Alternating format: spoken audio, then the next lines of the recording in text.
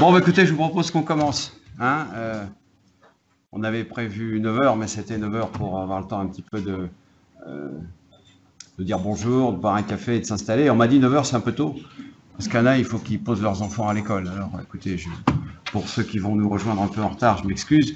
Et pour vous tous qui êtes ici, je vous remercie beaucoup d'être venus jusqu'à la Confédération. Alors, pour moi, comme vous le savez, c'est un exercice nouveau puisque je suis le nouveau président de la CFE-CGC.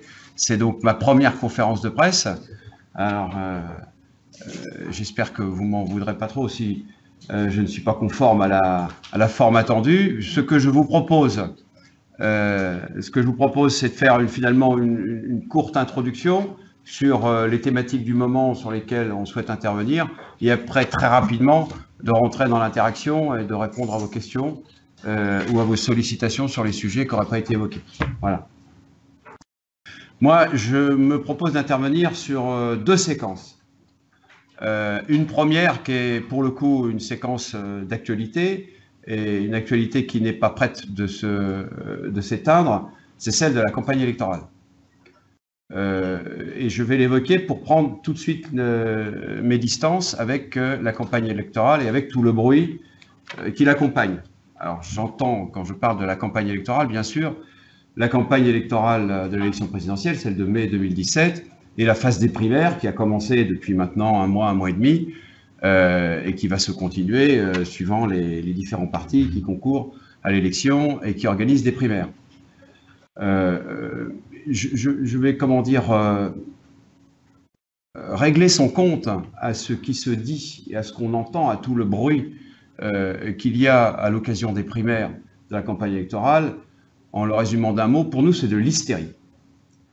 Donc, je ne vais pas commenter dans le détail ce qui n'a pas matière à être commenté, cette espèce de délire verbal de gens qui visiblement ne connaissent rien à ce que c'est que la sphère sociale, l'interaction sociale, la construction sociale concrète, réelle, celle qui produit des résultats, et qui pensent que c'est en tapant sur les salariés, en diminuant les droits sociaux attachés à la personne de ceux qui les représentent, qu'on va vaincre le marasme économique et faire diminuer le chômage.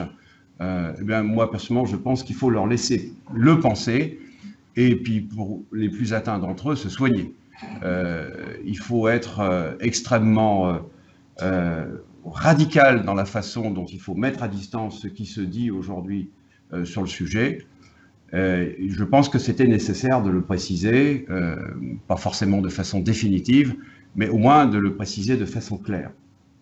Pour terminer sur cette question, on a quand même quelques informations via les personnes qui sont considérées comme étant des bons contacts avec les états-majors politiques qui se préparent à l'élection présidentielle. Et ils nous disent tous être particulièrement désespérés de la façon dont se prépare la campagne électorale, qui se prépare sur Internet, avec un staff de personnes visiblement de bon niveau, mais qui n'ont qu'un seul défaut, c'est qu'ils ne sont jamais sortis de leur bureau et qu'ils voient le monde à travers les sondages Google et la petite phrase qui permet de surenchérir sur l'autre et de complaire à un corps électoral extrêmement réduit. Donc tout ça pour dire que tout ce bruit, nous souhaitons nous mettre à distance de ce bruit-là.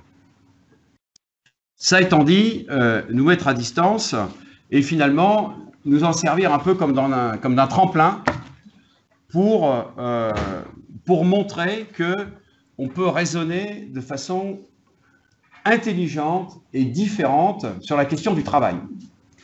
Donc notre focus, c'est le travail. Alors, il se trouve que c'est un mot qui est venu dans l'actualité à l'occasion de la loi El Khomri, qui s'est appelée la loi travail, qui prend différents noms, mais il nous est apparu comme une évidence, et je dois vous dire que nous ne sommes pas les seuls, hein, puisque vous voyez bien que dans la tendance de l'ensemble des partenaires sociaux, le réinvestissement dans la notion, dans le nom même de travail est dans l'actualité, et c'est une bonne chose. C'est une bonne chose quand les préoccupations de travail des différents partenaires sociaux que nous sommes convergent. Il me semble que ça veut dire qu'on a quand même un phénomène de société sur lequel il faut se pencher. Donc nous souhaitons réinvestir donner du sens concret à ce que c'est que le mot travail dans toutes ses dimensions. Le travail, ce n'est pas qu'un coût. Hein, vous voyez sur la loi El Khomri, finalement, quand on s'attaque à la question du travail, on s'attaque à la question de savoir comment faire, par des dispositions collectives ou non, négociées ou non, comment faire que le travail coûterait moins cher. Donc nous, on prend la disposition exactement inverse, on s'intéresse au contenu du mot travail, au contenu du concept même travail, et ce qu'il représente aujourd'hui. Dans sa réalité sociologique, dans sa réalité humaine, et surtout dans sa réalité des différentes formes de travail sur lesquelles il y a nécessité aujourd'hui, presque même une urgence, de se pencher pour, non pas adapter, mais réinventer le système social de solidarité, de partage des risques, de façon à réinventer un système social qui intègre justement tous les sens plus modernes, les sens d'actualité de ce qu'est devenu le mot travail. Aujourd'hui, le travail prend tout un tas de formes. Il y a des difficultés particulières à rentrer dans le travail, il y a des difficultés particulières à en sortir. L'aménagement du travail en fin de carrière est un sujet sur lequel il y a nécessité de se pencher. Ce sont tous ces concepts-là sur lesquels on a l'intention, pendant toute la durée de la campagne électorale, qui va durer 9 mois maintenant, on a l'intention de communiquer à échéance régulière pour donner la vision de la CFE-CGC, de notre organisation en tant que partenaire social sur selon nous, ce qu'est le contenu du mot travail, et donc à échéance régulière sur toutes les thématiques qui sont adressées par le mot travail, on communiquera pendant toute la durée de la campagne électorale pour finalement proposer une autre vision un peu plus ambitieuse d'un projet de société qui, pour le coup, intègre les préoccupations de l'ensemble des citoyens de ce pays. Ça, c'est le premier point. Après, j'imagine, on y reviendra. Hein. Je ne le détaille pas plus à ce stade. Je voudrais revenir sur les questions d'actualité, en vrac et sans volonté d'être exhaustif. Alors, commencer par Alstom. Alstom, c'est l'actualité d'aujourd'hui, pour le coup, puisqu'il y a la réunion du comité central ordinaire avec une manifestation devant le siège à Saint-Ouen.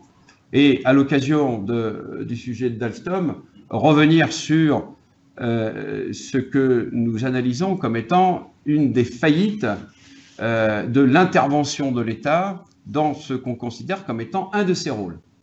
Je m'explique, sans rentrer forcément exactement dans le détail, on pourra y revenir.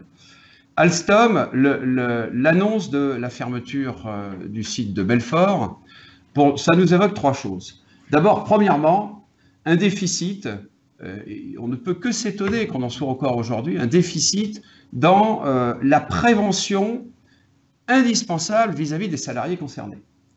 L'annonce du jour au lendemain, pas de préparation, pas d'intercession avec l'ensemble des salariés et leurs représentants, paf, du jour au lendemain, une décision tombe et elle semble irrévocable.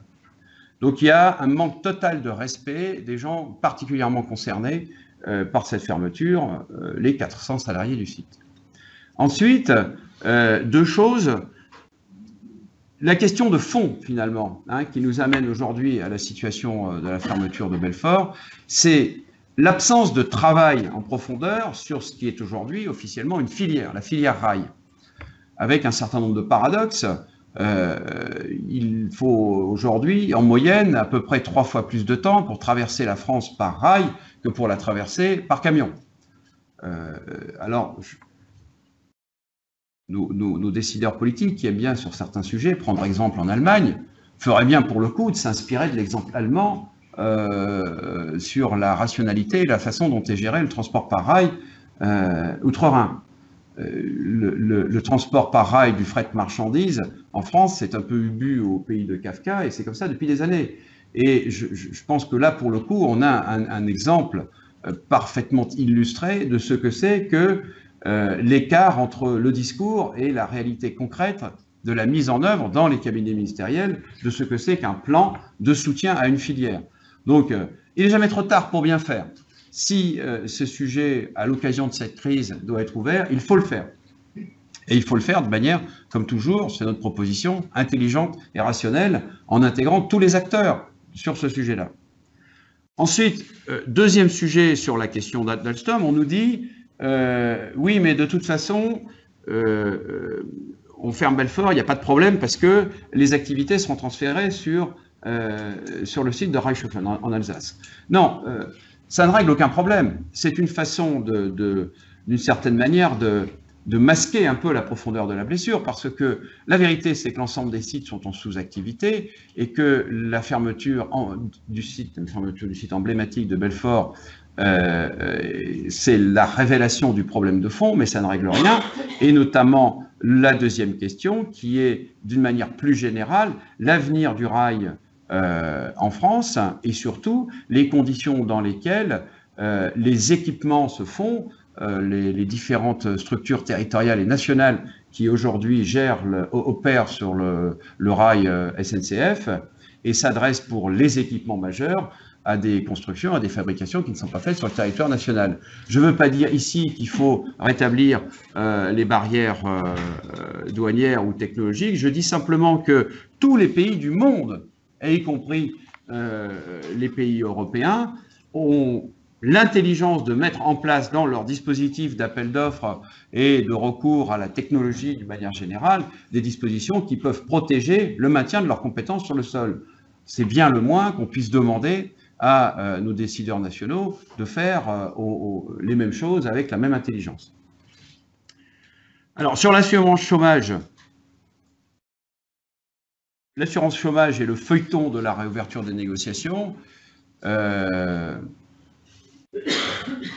Réaffirmer que la CFE-CGC est favorable à la réouverture des négociations, à la condition bien sûr que cette ouverture de négociations se fasse sur des données différentes que celles qui ont amené à l'échec des dernières négociations. Dans notre analyse, le problème est de deux natures. Au fond, il est attaché à la question des contrats courts, sur lesquels il y a nécessité, entre partenaires sociaux, de trouver une solution pour, effectivement, s'attaquant au déficit lié aux contrats courts, de s'attaquer au déficit global de l'UNEDIC. Ce premier problème, c'est un problème technique, en fait. Ce n'est pas un problème compliqué. Un problème exclusivement technique, et il peut se régler sans renchérissement du coût de financement de l'UNEDIC. Après, il y a un problème politique qui est un problème très très interne au MEDEF, sur lequel moi je ne veux pas commenter plus en avant. Il y a un problème de mandat au MEDEF, donc je renvoie la balle au MEDEF, puisqu'ils nous ont posé la question, ils nous ont dit est-ce que vous êtes prêts à ouvrir la négociation? On leur a fait cette réponse que je vous ai dite, et je leur renvoie la balle en disant de votre côté, si vous avez un mandat, on est toujours ouvert à faire des négociations, mais vous savez que nous connaissons une période très très difficile en ce moment, où la cohérence politique interne aux différentes organisations, parfois, n'est pas toujours du même niveau. Donc, il faut que chacun, j'allais dire, balaye devant sa porte pour pouvoir intervenir dans une négociation qui se rouvrirait, mais avec un mandat clair. Les chiffres de l'emploi. Bon, alors, il y a un communiqué, ils sont tombés les chiffres du mois d'août, ils sont très mauvais, ils sont très instructifs, parce que globalement, ils restent extrêmement inquiétants. Plus de 5 millions de personnes privées d'emploi, avec des répartitions sur lesquelles on pourra revenir, entre le taux de chômage chez les moins de 25 ans, les taux d'emploi variables, mais qui sont finalement des variations très difficiles à interpréter. Une statistique qui est plutôt bonne, c'est l'augmentation des catégories D, les gens qui rentrent en formation et donc qui sortent des statistiques. Alors, je suis très gêné d'intervenir à ce niveau-là parce que nous sommes intervenus devant Myriam El Khomri jeudi, et pour tout vous dire, je me suis fait un peu engueuler parce que j'émettais un peu un soupçon selon lequel il pourrait y avoir une forme de tactique à lancer un plan 500 000 qui pourrait devenir un plan 1 million, et à en plus le faire financer par les partenaires sociaux, pas en totalité, mais à travers une ponction sur les OPCA. Et bon, on m'a dit non, il ne faut absolument pas penser ça, en aucun cas il ne pourrait y avoir de tactique, hors de question d'intégrer les 350 millions au compte de campagne du candidat Hollande. Donc je prends bonne note, donc je ne le dis pas, Et simplement, je fais observer que, effectivement, sur les résultats du mois d'août, bon, il y a une dégradation. Bon, je ne la considère pas comme colossale, puisque finement dans le communiqué, on nous fait remarquer que c'est pratiquement dû au fait qu'il n'y a pas eu autant de radiation que les mois précédents. Hein, si vous regardez, hein, finalement, on en est à compter pratiquement les unités. Il manque 50 000 radiations, donc de fait, il y en a 50 000 de trop dans les statistiques des gens qui sont comptabilisés dans les catégories A. Effectivement, c'est bien regrettable. Ça devient vraiment les statistiques du chômage. Il faudra presque faire une thèse de statistiques tous les mois bientôt, hein, pour interpréter et les chiffres et les commentaires.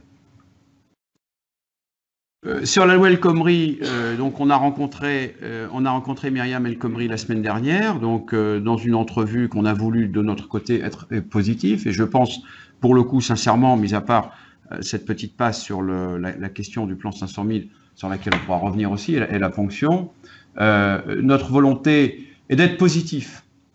Nous n'avons pas été convoqués à écrire la grande page de la loi, donc nous allons faire le maximum pour écrire les petits bouts du carnet qui restent à écrire.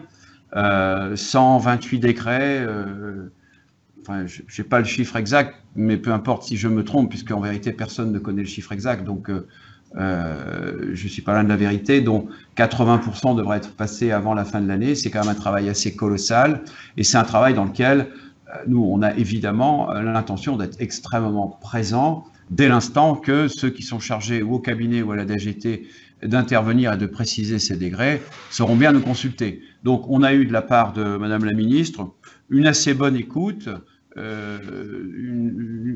oui, on peut le dire, hein, une assez bonne écoute sur le fait qu'on serait vraiment dans le coup pour intervenir là où il y a nécessité sur l'écriture de ces décrets. On a quand même de notre côté un petit peu tiré le signal d'alarme sur la commission du dialogue social, qui est tripartite, qui travaille bien, le conseil du dialogue social, qui travaille bien selon nous, mais donc quand même on voudrait bien stabiliser les comptes rendus, parce qu'on a noté que la DGT avait un peu tendance à relire le compte rendu avec un stabilo, donc, et puis un effaceur surtout. Donc, bon, on a attiré l'attention de la ministre sur le sujet. Elle a eu une oreille attentive. Donc là aussi, c'est positif et on compte sur elle pour sécuriser le travail du Conseil du dialogue social. Alors, sur la ponction des 350 millions sur les OPCA, j'en ai un peu parlé à l'occasion des statistiques sur le chômage. J'aurais pas dû. Bon, j'en ai parlé quand même. Alors, c'est un sujet qui est dans l'actualité d'une rubrique assez spécialisée, hein, des commentateurs de la chose sociale. C'est quand même, pour le coup, un scandale assez indépassable. Alors, on a quand même eu d'assez bonnes garanties de Madame la Ministre du Travail qu'elle n'y était pour rien et que c'était les énarques de Bercy qui avaient des fantasmes, je cite, qui avaient des fantasmes sur les trésors de guerre qu'il y aurait dans les OPCA. Donc, si ça n'est que des fantasmes, parfait. Je pense que ça disparaîtra assez vite. Ceci dit, c'est quand même assez grave. Ça fait des années que l'État ponctionne dans non pas des réserves, hein, mais dans les budgets de fonctionnement des OPCA ou du FPSPP. Il y a eu l'exemple fameux, il y a 4 ans, des 2 fois 300 millions ponctionnés dans le FPSPP, au motif qu'il y aurait de la trésorerie. Enfin, honnêtement, si à Bercy, aujourd'hui, on en est là à ce niveau d'incompétence que de considérer que, dès l'instant qu'on appelle les cotisations à date fixe, hein, et donc fatalement il y a de la trésorerie, puisque la trésorerie met à peu près 9 mois à s'épuiser, hein, c'est tout simplement le fonctionnement économique des OPCA, hein, et quand on se pointe et qu'on constate juste après la collecte qu'il y a de la trésorerie et qu'il n'y a qu'à se servir, franchement, si on en est là au niveau des énarques de Bercy, moi je dis c'est très très grave. Hein, il faut s'inquiéter sur toutes les autres lignes du budget de la nation. Donc, nous sommes un peu dans l'attente sur cette question-là. Une attente, j'allais dire, un peu d'espérance, mais beaucoup d'inquiétude quand même. Je terminerai sur le CICE.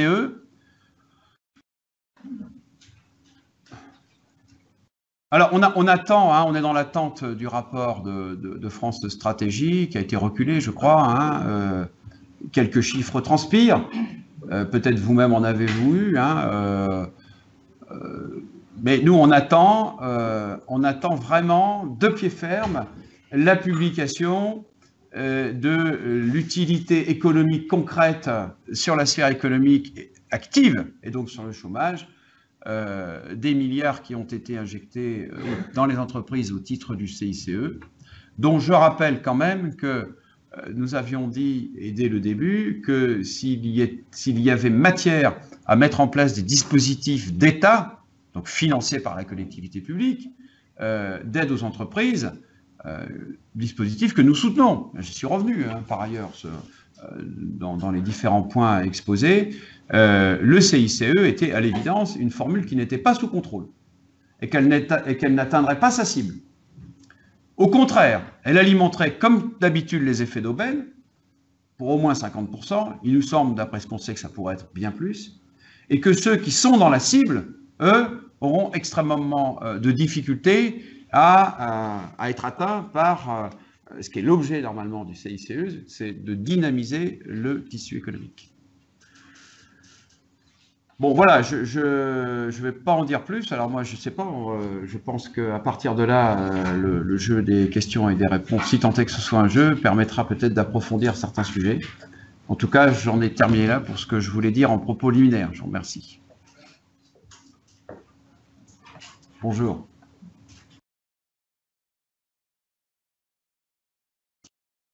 Qui commence ?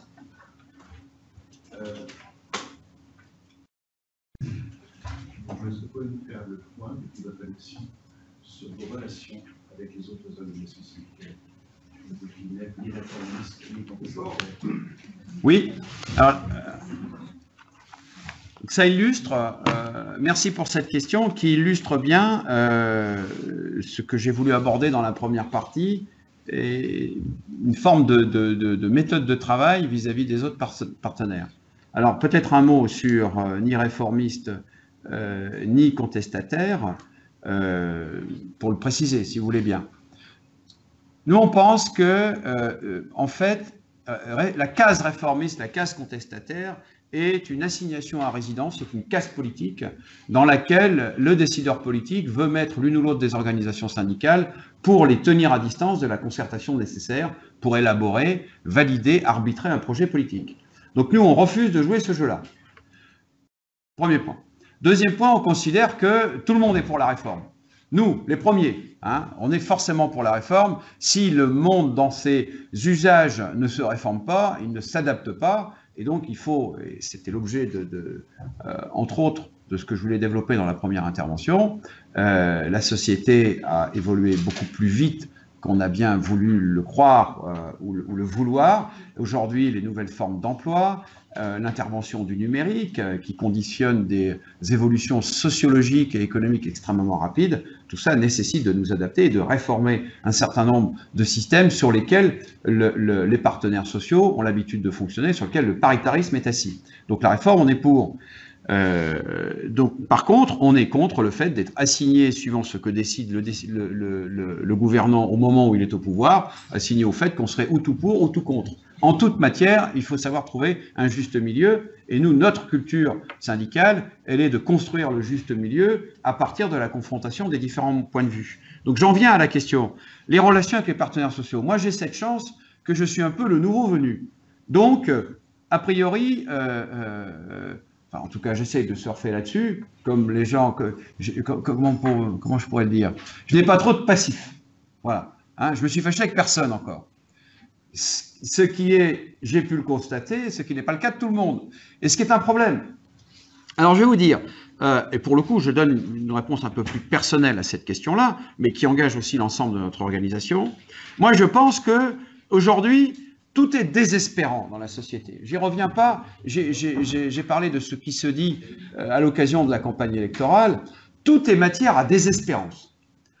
Les syndicats, les partenaires sociaux sont montrés du doigt. Vous regardez les programmes, enfin, bon, c'est vraiment atterrant. Je les ai là, on pourrait s'amuser à les regarder, à démonter un à un, une à une les propositions, mais au final, ça n'aurait pas grand intérêt.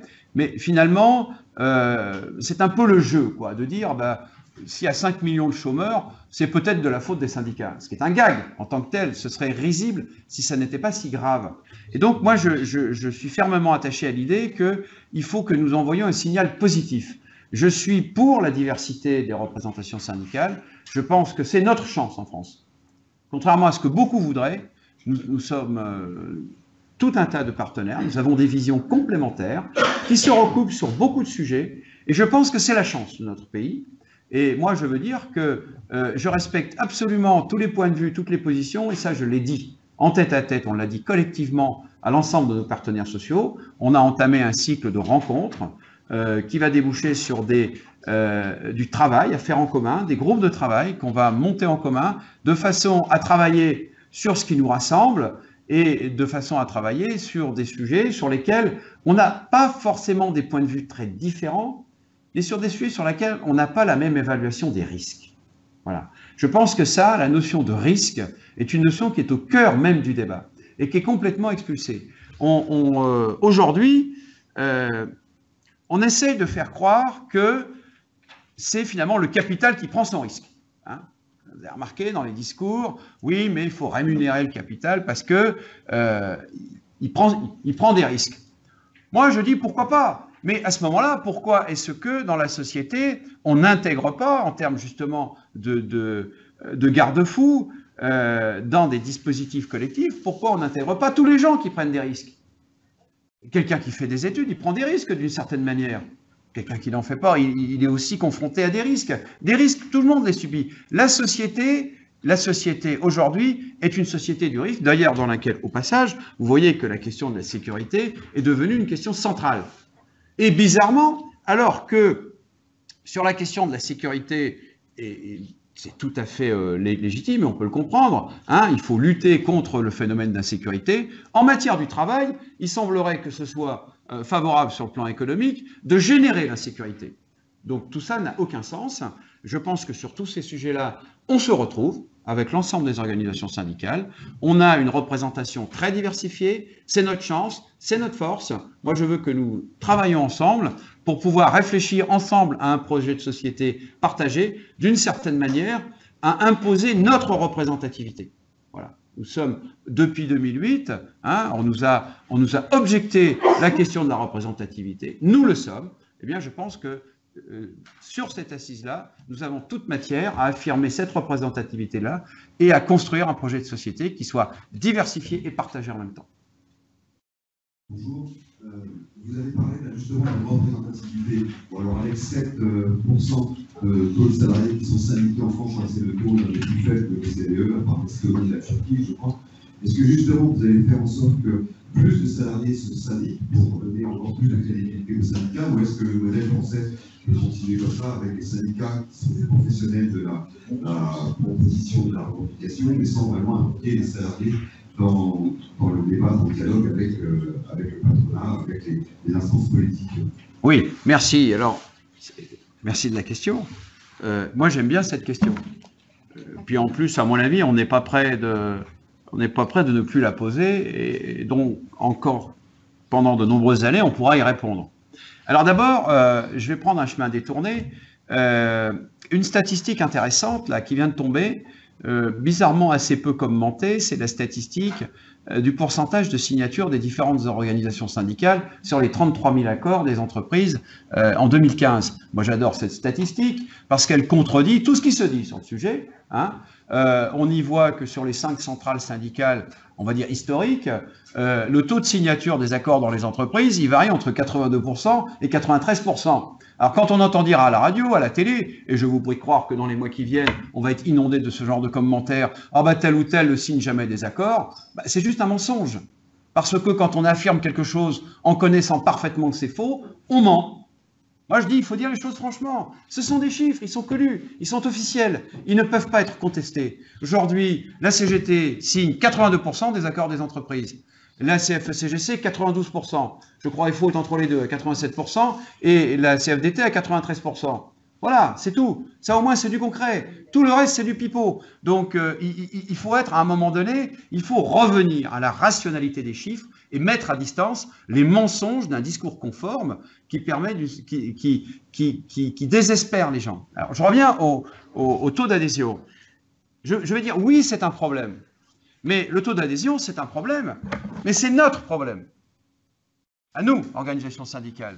Et nous travaillons énormément dessus et nous avons plutôt des bons résultats. Hein, les résultats de notre organisation, je ne vais pas commenter ceux des autres, hein, ils sont à peu près du même topo. Nous sommes plutôt dans une phase de croissance.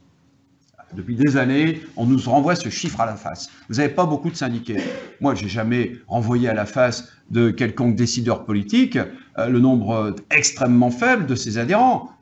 Des cartes à 10 € qui sont souvent payées même par les fonds des partis. Donc, vous voyez, moi aussi je sais faire hein, quand il s'agit de balancer des chiffres pour disqualifier le partenaire. Moi je trouve que ce n'est pas un bon sujet, en l'occurrence, de débat, dès l'instant que c'est un débat, que nous objectent les décideurs politiques qui décident de tout.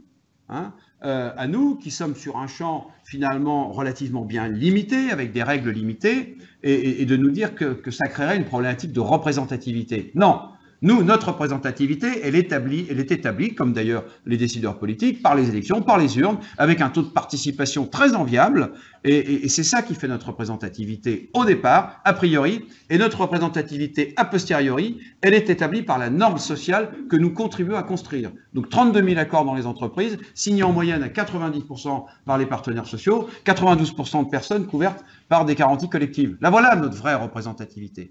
Après, effectivement, la question des adhérents, c'est notre problème. Moi, si demain, on me donnait la martingale pour tripler le nombre d'adhérents en 2 ans, je fonce dessus, c'est sûr. Plus d'adhérents, c'est plus de capacité à générer des débats, c'est de la ressource militante, c'est aussi de la ressource financière, il faut bien le dire. Donc tout ça permet d'alimenter une structure syndicale dont on pourrait considérer qu'elle aurait plus de facilité à être toujours plus efficace. Mais la question des adhérents ne pose pas de problème politique de représentativité. Voilà ma réponse à cette question. Le taux est de 11% d'après la dernière. Et en plus, le taux progresse, alors qu'il baisse partout. Au passage, l'Allemagne, toujours l'Allemagne, a passé en dessous de la barre des 30%. Tous les pays d'Europe baissent, la France remonte. Vous avez évoqué donc, vos entretiens avec les autres confédérations et les organisations patronales. Vous avez évoqué des groupes de travail. D'abord, est-ce que c'est des groupes de travail purement syndicaux ou pas? Et deuxièmement, sur quoi et avec qui? Et puis, deuxième question, qu'est-ce que vous pronostiquez pour mars 2017 les résultats dont vous voulez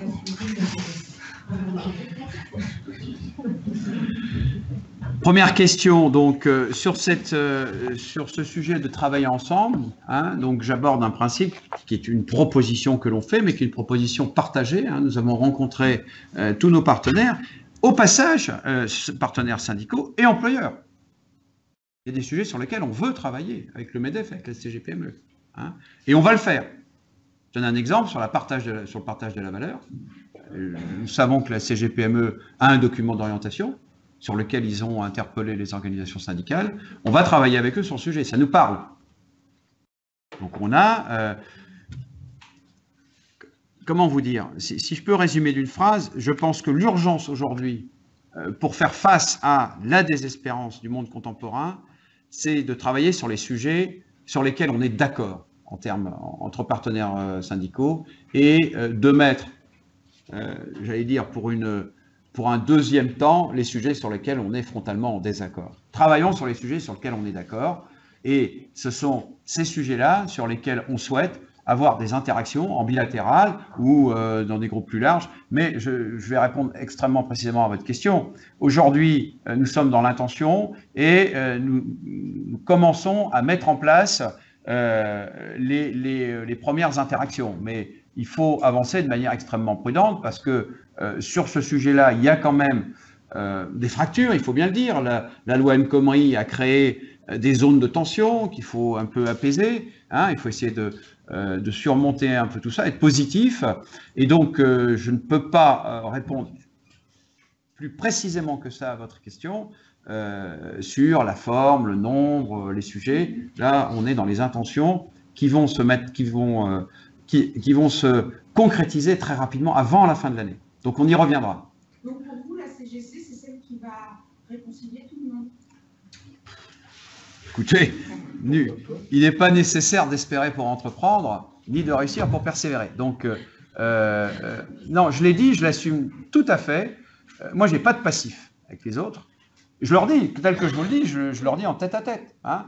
Je n'ai pas de passif, j'en profite. Je fâche avec personne. Donc, je considère que c'est un peu à moi de faire la démarche. Quand je parle à un tel et que je lui dis, on serait bien qu'on fasse une réunion à 5, des fois, on me répond, non, lui, je ne lui parle pas. Bon, écoutez, on va trouver une autre solution. Voilà. C'est pas une question de caractère, c'est pas non plus, je vous le dis sincèrement, forcément une question de positionnement politique. Hein. C'est les circonstances qui font que je crois, enfin en tout cas je considère que c'est un peu ma responsabilité de faire cette démarche. Charge à chacun après de se mettre au niveau d'urgence nécessaire pour envoyer un signal positif à la société. Hein. On est entouré de signaux négatifs. Voilà. Je vais réemployer cette formule que moi personnellement j'aime bien, qui fait un peu slogan. On est entouré de gens qui aspirent aux fonctions suprêmes et qui tentent de nous faire croire que le bonheur de tous, ce sera la somme des petits malheurs de chacun. Ça suffit. Voilà. Ça suffit. Un projet de société, ça doit être un projet positif, dans lequel tout le monde s'inscrit, dans lequel tout le monde a un chemin, et pour lequel tout le monde a un rôle à jouer. Et on peut pas construire un projet positif en tapant sur la tête de l'immense majorité des citoyens. Ça n'a pas de sens. Ça n'a pas de sens économique, ça n'a pas de sens sur le plan social même. Sur le mars 2017, les élections sont Ouais. Bon, je vais répondre. La chose suivante. Mars 2017, tout le monde va commenter une moyenne. 50, c'est la moyenne entre 100 et 0. Jusque-là, je n'ai pas pris beaucoup de risques politiques en disant ça, vous avez vu. Hein. Mais ça n'a l'air de rien, mais dans cette phrase, nous, on considère qu'il y a l'essentiel. On aura progressé, nous, la CFE-CGC. On aura progressé de 1 point, de 2 points, peut-être de 3, je ne sais pas. Hein. Ça transpire, mais je sens bien quand même que dans le regard des gens à la DGT, il y a un peu de considération supplémentaire. C'est assez agréable. De moins en moins de gens nous appellent la CGC et de plus en plus nous appellent la CFE-CGC. C'est très agréable aussi. Qu'enfin, après 25 ans qu'on a changé de nom, certains commencent à s'en préoccuper. C'est un signe. C'est très bien. Que de plus en plus de gens considèrent que nous représentons toutes les catégories de l'encadrement, les techniciens, les agents de maîtrise, les cadres, les agents des fonctions publiques. Bon, voilà. Pour nous, c'est un signe. Ça n'a l'air de rien, mais c'est des petits signes qui montrent qu'on va compter de plus en plus. Je reviens sur mon affaire de moyenne. Ce qui m'intéresse aussi, ce qui me rend fort, moi et toute l'équipe de la Confédération, du Bureau national, quand on a à intervenir, ce qui nous rend fort, c'est que notre organisation aujourd'hui est devenue numéro 1 dans tout un tas de grandes entreprises. Pas seulement du CAC 40, dans tous les secteurs. Et ça compte aussi. Ça veut dire que sur les terrains, les sections syndicales, les militants, ils ont compris. Ils s'organisent. Je crois que c'est M. Noblecourt qui disait, oui, entre réformistes et... C'est le troisième voie qu'on veut incarner. Visiblement, il y a des gens qui adhèrent. Il y a des gens qui adhèrent. Il y a des gens qui adhèrent à cette idée qu'en toute matière, une discussion au fond sur des arguments rationnels, sur des chiffres partagés, des arguments critiques, ça permet de construire une interaction sociale intelligente. La preuve, hein, dans tout un tas d'entreprises, aujourd'hui on est numéro 1, et ça n'est pas que lié à l'évolution sociologique des catégories socio-professionnelles dans l'entreprise. Ça n'est pas que ça. Et ça, c'est le travail des sections syndicales, le travail de développement dans les fédérations, et d'une certaine manière, c'est toute la Confédération qui en bénéficie. Et moi, je suis naturellement le porte-parole de la Confédération, et c'est vrai que ça renforce beaucoup mon propos. Vous voyez, je pense qu'il faut traiter du sujet de cette façon variée, et rappeler à cet instant que dans la moyenne, il y a encore des endroits où on fait 0. Moi, ça m'ira bien, on passera à 11, 10, 12, 13%, tout collège confondu, peut-être plus de 30% dans les collèges encadrement, parfait, tout le monde sera content. Mais on n'aura pas réglé l'entièreté de la question. Notre représentativité, elle est aussi à conquérir dans tout un tas d'endroits aujourd'hui où la CFE-CGC n'est pas, et en tout cas, elle n'a pas la place qu'elle mérite. Donc on est à la Confédération extrêmement organisé sur ce sujet-là, hein, on est sur un travail de fond, et on compte bien, à partir de ces chiffres-là, hein, qui ne sont que la sanction de la moyenne, continuer à travailler au fond sur les endroits où notre organisation n'est pas suffisamment bien représentée. Je reviens en arrière, là, si vous sentez un peu agacé dans le débat sur les primaires, hein, sur les projets, notamment les mesures sociales. Est-ce que vous avez le sentiment aujourd'hui que le dialogue social est un peu en danger? C'est-à-dire qu'il y a pas mal de candidats, Bruno Le Maire, etc., qui proposent de revenir sur la loi Larcher, une primaire aux partenaires sociaux pour négocier avec toute réforme sociale. Est-ce qu'aujourd'hui, vous vous dites, bon, le paritarisme, le dialogue social est un peu effectivement menacé? Oui, je dis oui, le dialogue social est effectivement menacé par l'inculture des décideurs politiques. Vous savez, partout où il y a une absence de culture, il y a un gros danger pour l'équilibre même de la société. Et l'inculture sociale des candidats à la présidentielle, je dois vous dire, me fait peur. Voilà, c'est tout. Hein. La société se construit sur l'interaction sociale. Chaque pays du monde a son modèle social qui est très très attaché à sa culture même. Hein. Si on prend que l'Europe, entre la France et la Belgique, hein, qui ont tout pour se ressembler, eh bien, le modèle social est très différent. Hein, l'interaction sociale est très différente. Entre la France et l'Allemagne, on l'a déjà commenté. Chaque pays a ses spécificités, et c'est bien. Et c'est bien. On ne peut pas, d'un côté, dire que ce serait une catastrophe si tout le monde mangeait pareil partout dans le monde et à la même heure, et d'un autre côté, se lamenter parce qu'il existe des connotations culturelles qui font la différence et la diversité des différents modèles sociaux dans les pays européens, voire dans les pays mondiaux. Ce sera un non-sens total. On ne peut pas dire d'un autre côté la biodiversité diminue, c'est grave pour l'avenir de la planète, et d'un autre côté dire la biodiversité culturelle et sociale, il faut la réduire. Là encore, ça n'a pas de sens. Quand je dis ça, ça paraît une telle évidence, et pourtant c'est exactement ce qu'on entend tous les jours. Donc aujourd'hui, moi je l'ai là, hein, je vais pas le faire parce que ça va déraper, mais j'ai une étude qui a été faite et qui met en perspective les différentes propositions faites à l'occasion des primaires de la droite. Attendons les primaires des autres partis, hein, mais bon, aujourd'hui, on a ça. Mais quel est le gain économique? Ah, par exemple, j'ai tout d'un coup ça en tête, je ne sais pas qui l'a dit, il faut supprimer le détachement syndical permanent du délégué syndical dans les entreprises de moins de 500. Et moi, la personne qui dit ça, elle se disqualifie elle-même. Elle se disqualifie elle-même. Le délégué syndical, il a 20 heures par mois. Il a 20 heures par mois, c'est tout, terminé. Et s'il y a des dispositions spécifiques dans certaines grandes entreprises qui permettent des détachements, c'est parce que l'employeur l'a voulu. C'est un accord, ce fameux accord d'entreprise que tout le monde dit, ah, il faut développer les accords d'entreprise. Donc les personnes politiques, elles disent, il faut développer le dialogue social des entreprises, et là où il se développe, et là où pour qu'il soit de bonne qualité, les entreprises ont décidé de donner des moyens et des droits aux représentants syndicaux pour qu'ils se forment et pour qu'ils puissent fonctionner, où ça marche plutôt pas si mal d'ailleurs, eh bien les politiques viennent nous dire, non, non, il faut supprimer ça. À un moment donné, quand le paradoxe en vient à ce point, moi j'ai envie d'appeler un médecin. Voilà. J'aimerais également revenir un petit peu en arrière sur la notion de 350 millions sur les OPCA pour financer le PSP, pour financer le plan 500 000. On a bien compris que vous étiez contre, mais dans le même temps, on entend quand même une petite musique chez les politiques, notamment Bruno Le Maire qui est noir sur blanc, mais aussi dans nos équipes de campagne, sur la fin des OPCA, leur remplacement par une contribution directe à la caisse des dépôts et de la consignation. Donc j'aimerais savoir un peu quelle est votre position sur l'avenir des OPCA qui se décide pour l'interrogation. Et question un peu connecte sur la formation, le compte personnel d'activité, j'aimerais connaître un peu la position de la CFE-CGC aujourd'hui, et notamment sur les dispositifs qui visent à abonder particulièrement les comptes des salariés de demandeurs d'emploi le plus éloignés d'emploi.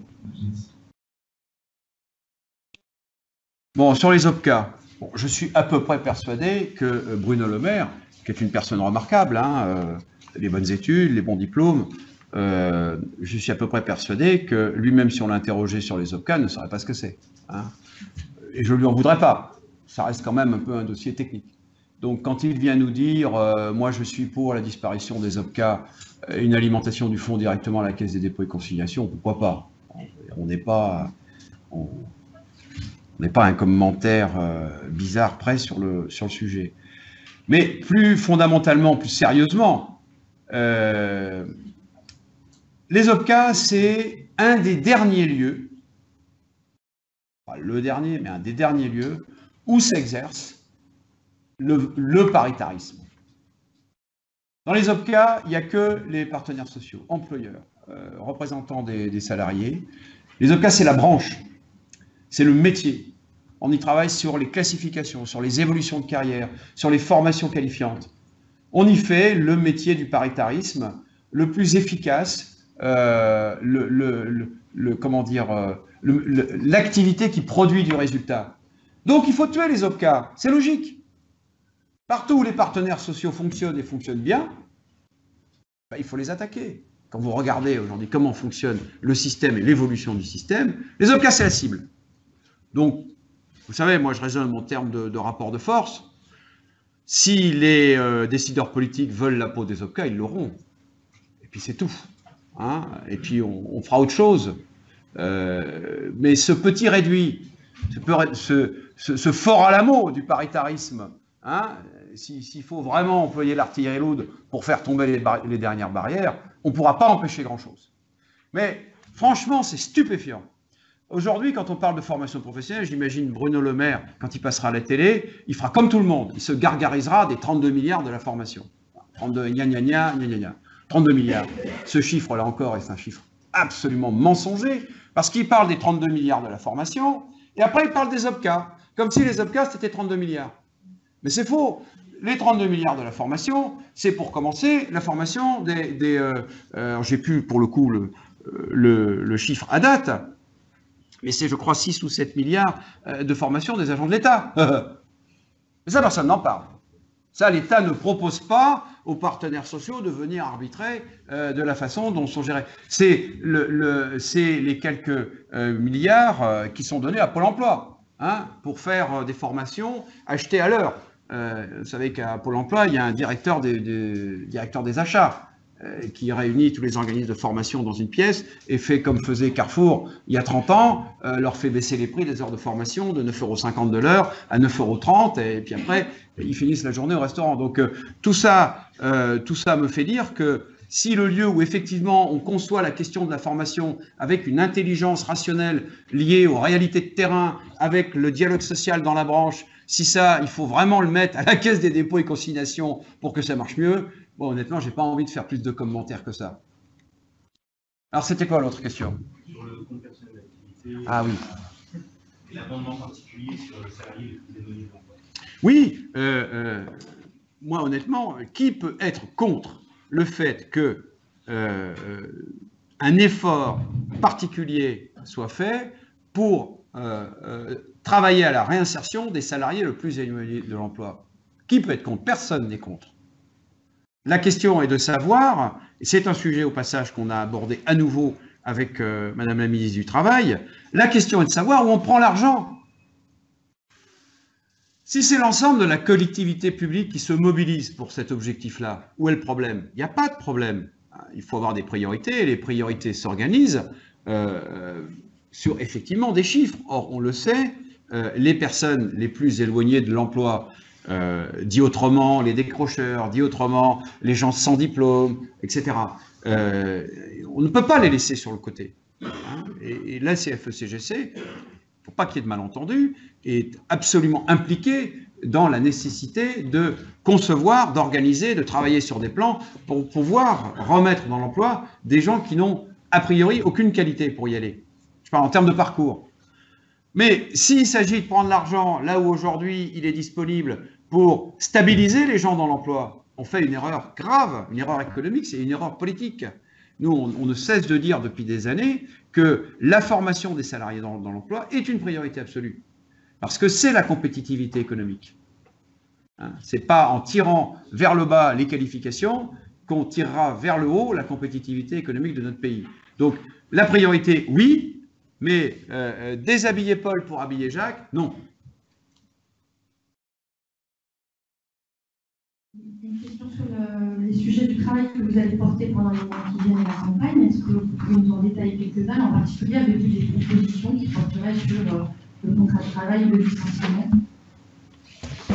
Là, aujourd'hui, non. Je ne fais pas de propositions précises. Là, on travaille particulièrement sur le numérique, mais on regarde l'angle du numérique, justement, on regarde le sujet du numérique sur tous les angles qu'il porte, considérant que le numérique a un impact différent sur les métiers de l'industrie, sur les métiers du service, notamment les services bancaires, assurances, les services de proximité, les services commerciaux, considérant qu'il a un impact différent tant sur les compétences que sur la déstabilisation même du contexte de l'emploi et des compétences. On travaille justement sur ce qui fait racine dans le sujet du numérique et on essaye de le mettre en contre-proposition avec l'impact que ça a aussi sur les nouvelles formes de travail. D'autrement, tous les gens qui travaillent grâce aujourd'hui, qui peuvent travailler, donc être dans la sphère économique, grâce aux liens numériques qu'ils entretiennent avec la sphère économique, mais qui ne sont pas en CDI. Donc on essaye de traiter des deux sujets et des deux angles. Donc c'est une réflexion multipolaire, assez complexe, je dois vous dire. On a découvert, en rentrant dans le sujet, une assez grande complexité qui s'est traitée par ailleurs dans certaines de nos fédérations. On travaille, nous, au niveau de la Confédération, sur une forme de synthèse. Et donc, il en émanera une proposition, effectivement, une proposition sur une façon de considérer toutes les différentes formes de travail, pour toutes les différentes formes de travail, une contribution équilibrée qui permettra de prendre en charge le risque que chacun prend quand il se jette, évidemment du plus jeune au plus âgé, quand il se jette dans le monde du travail en prenant son risque pour lui, donc en n'étant pas en CDI, comment on peut prendre en charge une garantie collective, que ce soit pour la question de la maladie, de la retraite, de l'inactivité, comment est-ce qu'on peut prendre en charge une garantie qui permette d'assurer que la personne n'aura pas uniquement pour elle à assumer la totalité du risque et donc pourra développer sa créativité. Parce qu'on part du principe, contrairement à d'autres, que moins on est angoissé par le risque qui nous environne, plus on est créatif et plus on participe positivement à la garantie collective. Et je termine en disant que nous n'excluons pas d'intégrer justement dans cette proposition-là, ce qu'on a intégré dans nos réflexions aujourd'hui, ce qu'on appelle le revenu universel. Je ne veux pas faire de fixation sur Bruno Le Maire, mais je l'ai assuré la semaine dernière qu'il avait rencontré tous les syndicats. Alors, est-ce que vous l'avez vu? Et deuxième question, est-ce que vous avez vu d'autres candidats à la primaire de votre part? On n'a pas vu Bruno Le Maire, on n'a vu aucun candidat. Vous n'avez pas vu Bruno Le Maire? Non. Ah bon. Vous n'avez pas été approché? Non. Vous n'avez vu aucun candidat? Aucun candidat. Nicolas Sarkozy n'a pas demandé à vous? Non.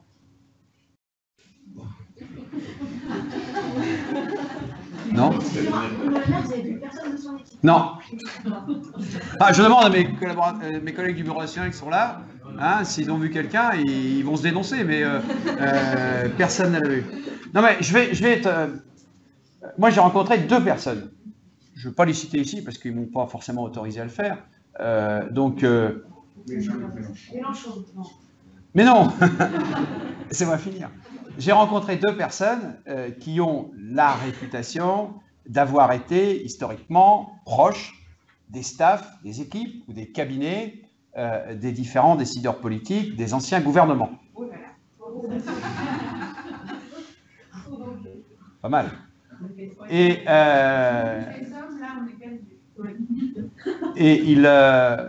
ils sont désespérés. Parce que moi, je leur pose la question. Je leur dis, mais vous faites quoi? Qu'est-ce qui se passe là? Parce que je l'ai là, voilà. Qui a fait cette étude d'ailleurs? C'est bien, voilà. Proche. Très bon ce travail. La comparaison, Cartagra, il y a ceux qui disent la même chose, etc. Et c'est eux qui m'ont dit, ils m'ont dit, mais nous c'est fini, plus personne ne nous écoute. Je leur dis, mais vous avez conseillé le pouvoir pendant des années, je comprends pas. Bon, même si on n'a pas toujours été d'accord, au moins il y a la loi Larcher. Ça, je peux le citer. Hein. Moi, j'ai rencontré Larcher 2 fois en tant que président du Sénat. Il est quand même un peu effondré, quand même. Hein. Même à la radio, il n'hésite pas à le dire. Je dis, mais vous roulez pour qui? Au moins, il vous écoute. Non, non, personne ne nous écoute. Aujourd'hui, les staffs, vous savez quand même que une enquête assez officielle qui le dit, la moyenne d'âge et le profil sociologique des gens qui votent pour la primaire n'est pas la même chose que les gens qui vont voter pour la présidentielle. C'est un problème aussi, ça. Aujourd'hui, la moyenne d'âge de ceux qui vont voter pour la primaire, c'est 65 ans. Moi, j'ai rien contre les gens de 65 ans, bien au contraire, mais ça pose un problème. Donc, en fait, ce qui est fait, ce qui est construit en termes d'arguments de campagne pour la primaire, c'est construit pour ce public-là, pour ceux qui vont voter. Mais, à la limite, si c'était assumé, moi, ça ne me dérangerait pas. Puis après, on referait un programme pour l'ensemble du corps électoral. Mais les gens viennent vous dire, de toute façon, voilà mes propositions pour la présidence, c'est tout gravé dans le marbre. Il y en a même, ils ont fait plus de 1000 pages. Je cite personne, mais j'en changerai pas une virgule. C'est pas très malin pour moi de dire ça. Elle est où l'interaction? Donc voilà, ça se passe, moi je veux vous dire, donc, parce qu'on me l'a dit, ces gens-là sont enfermés dans un bureau 20 heures par jour. Ils doivent sortir pour prendre la douche et boire une bière. Et puis, ils sont sur Internet tout le temps. Et ils regardent, ils scrutent ce que les 6 ou 7 autres ont dit. Qu'est-ce qu'il a dit? Ah, voyons voir. Tac, on teste. Un point de plus. Alors, il faut dire ça. Et puis, comme ça, ils montent d'étage en étage. Ils perdent complètement leurs racines, quoi. Ils ne sont plus inscrits dans aucun modèle ni projet de société. C'est devenu... honnêtement, c'est intéressant. Moi, je pense que dans les années à venir, c'est un très bon sujet de sociologie des médias pour un étudiant en doctorat de travailler. Moi j'ai 5 pages hein, de proche qui a fait la comparaison des différentes propositions. Il faut que vous nous les donniez maintenant. Je l'ai là, oui. Je peux vous la donner, hein, c'est pas confidentiel, je vous la donnerai. Focus, les propositions relatives au syndicalisme. Il y a les noms, il y a ce qu'ils proposent et tout ça, c'est un super bon boulot. Mais honnêtement, quand tout ça sera passé, ce ne sera pas inintéressant de revenir dessus et interroger la façon dont dans notre société aujourd'hui se construit un projet de société. La façon dont il se désincarne totalement de la réalité, du vécu au quotidien des gens. Et nous portons cette réalité-là, nous, organisations syndicales. Et je pense qu'on constitue d'une certaine manière un peu un danger aux décideurs politiques à venir. Parce que nous renvoyons une image réelle de la société. Et c'est aussi pour ça qu'ils nous voient un peu comme des adversaires. Alors que normalement, nous sommes des partenaires aussi. Nous emportons avec nous une certaine image de la société, une idée de la société et de son projet positif.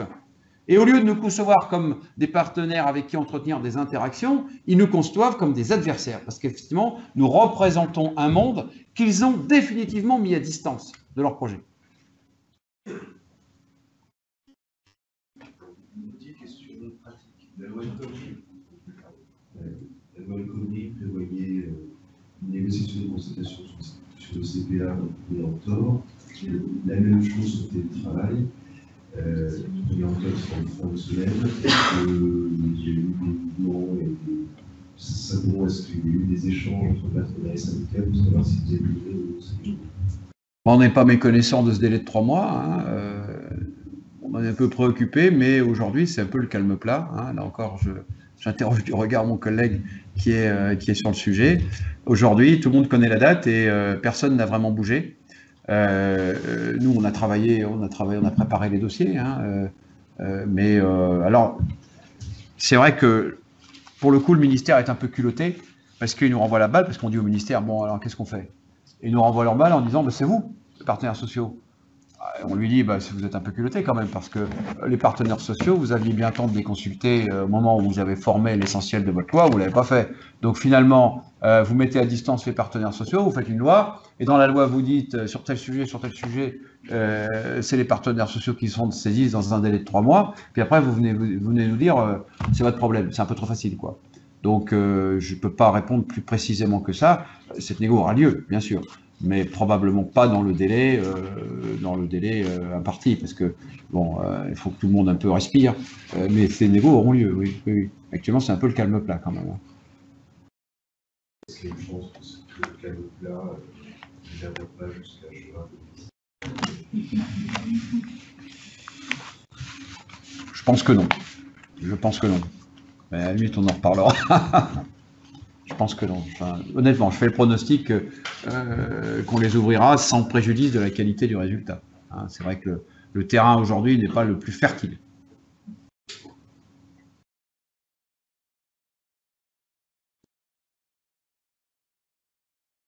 Juste peut-être une question sur le Front National. Est-ce que vous avez un souci des soucis en interne là-dessus? Philippe Martinez, Saint-Lézère, dans un débat à l'UMA, à la fête de l'UMA, à JCD. Est-ce que vous vivez ça aussi dans votre organisation? Non. Je sais pas. Tout est dans le nom. Non, non, non, non. Disons que ça pourrait, hein, honnêtement. Moi, j'ai mémoire, il y a très longtemps, qu'il y a eu des débats hein, sur... je ne veux pas totalement botter en touche, je le fais un peu quand même, hein, vous avez remarqué. Mais, dans la métallurgie. oui, voilà, il y a eu des débats, mais ça reste quand même une question de société. Bon... on est quand même d'une prudence de Sioux pour ne pas ouvrir le débat parce qu'on n'est pas sûr que ça produirait quelque chose d'intéressant et de productif pour notre organisation. Voilà. On a tout un tas de sujets sur lesquels on est en capacité de se rassembler et de parler d'une voie unique, de parler de problématiques concrètes. Donc, ce qui se passe aujourd'hui au niveau politique et les grandes fractures qui traversent la société, on essaye pour le coup de s'y mettre à distance parce que ça ne nous aidera pas à être utile dans notre société, à envoyer un message positif. Voilà ce que je peux dire à ce stade. Il est probable que dans 6 mois, j'aurai la même réponse d'ailleurs.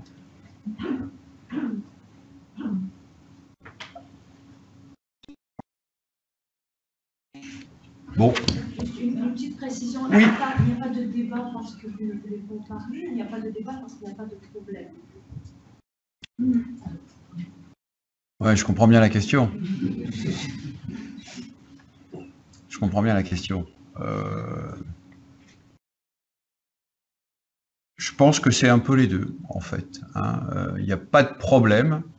Et donc on n'a pas tellement envie, de créer le problème en ouvrant le débat.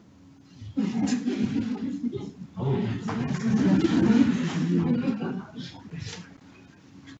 n'y a pas de problème qui remonte jusqu'à vous, c'est ça que vous voulez dire? Ben non. Non. Non, mais pas de problème. Si d'autres organisations syndicales envisagent de faire un texte dans l'élection présidentielle contre le Front National, c'est ça dans notre tuyau, comme ça avait été fait déjà en juin 2015, la CGC y avait participé. J'exclus rien du tout. S'il y a une proposition, j'en débattrai avec les différentes instances politiques de cette organisation-là, comme on le fait sur tous les sujets graves et importants, et puis on prendra une décision collégiale. Voilà. Simple.